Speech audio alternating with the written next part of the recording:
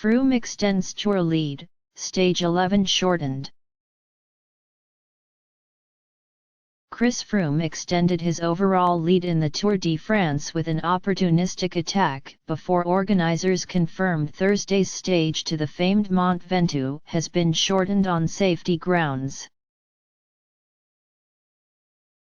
Howling crosswinds allowed Froome to take time out of his rivals on stage 11 from Carcassonne to Montpellier as he latched onto Peter Sagan's stage-winning move 12 km from the finish, coming home second to the world champion but crucially 6 seconds ahead of the chasing pack. However, those same winds have forced organisers to move the finish of Thursday's stage 12 from the summit of Mont Ventoux to Chalet Reynard midway up the climb, shortening the day by 6 kilometers. Gusts were measured at more than 100 kph on top of the mountain on Wednesday, with similar forecast for Thursday. Mont Ventoux is famed for its exposed summit, but the new finish will see the race end in the relative shelter of the forest. Organisers said the decision to shorten the stage was taken now as the entire stage would need to be cancelled if nothing was done before Thursday morning and the conditions proved unsafe. Froome won on Mont Ventoux on his way to overall victory in 2013, but thanked the organisers for putting riders' safety first.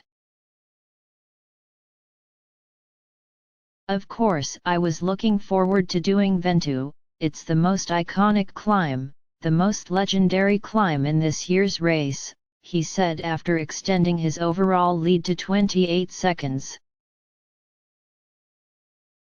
At the end of the day, apparently there are really just gale force winds and it just wouldn't be safe for the riders, so thank you to the organisers for making the decision. It's the right thing to do. A bunch sprint had been expected in Montpellier, but instead there was the unusual sight of the points leader's green jersey and the race leader's yellow crossing the line first and second. Crosswinds had caused splits in the peloton throughout the day, and although the riders were back together on the final approach to Montpellier, Sagan had one more trick up his sleeve. The Tinkoff rider was clocked at 7.1 kph as he burst clear of the pack with teammate Maciej Bodnar, and Froome was first to respond before being joined by Geraint Thomas. Together, the quartet pulled more than 20 seconds ahead, and that was enough to keep them clear to the finish. "It is special," Sagan said after the 6th Tour stage win of his career and second this year. "It was something crazy that happened. I didn't believe we could go, and after Froome and Geraint Thomas came with us, I said we're too strong, they're never going to catch us. They just pulled very hard and it happened.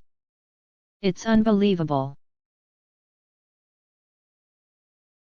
Today everybody was like, "It's crazy wind, it's crazy wind." Crazy wind was the last 15 kilometers or 12 kilometers, I don't know how much. With bonus seconds applied, Froome now leads the general classification by 28 seconds from 23-year-old Briton Adam Yates of Orica-BikeExchange, with Irishman Dan Martin of Etixx-QuickStep third, 31 seconds down. Movistar's Nairo Quintana, seen as Froome's main rival for victory, is fourth, 35 seconds down. Sagan's win strengthens his hold on the points leader's green jersey after he took it from Mark Cavendish on Tuesday, and, given the mountains to come, the Slovakian looks certain to win the category for a 5th straight year, barring accident or illness.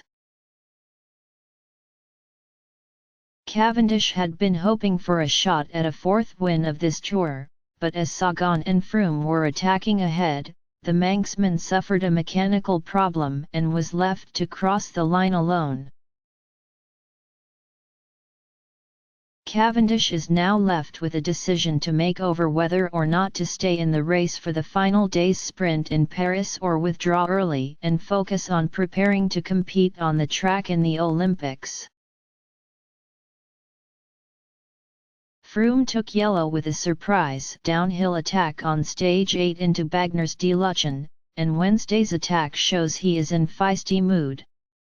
Obviously, I took a few seconds on the downhill and then again on the finish here, he said.